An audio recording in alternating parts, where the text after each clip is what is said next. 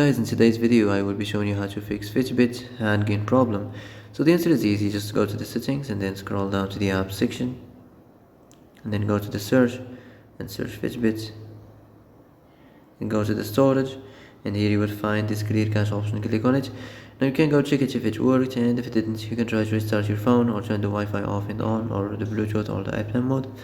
Also you can try to clear data, but be careful. If you clear data, all these applications data will be deleted. This includes all files, the settings, the accounts, the databases, etc. So be careful if you want to clear your data.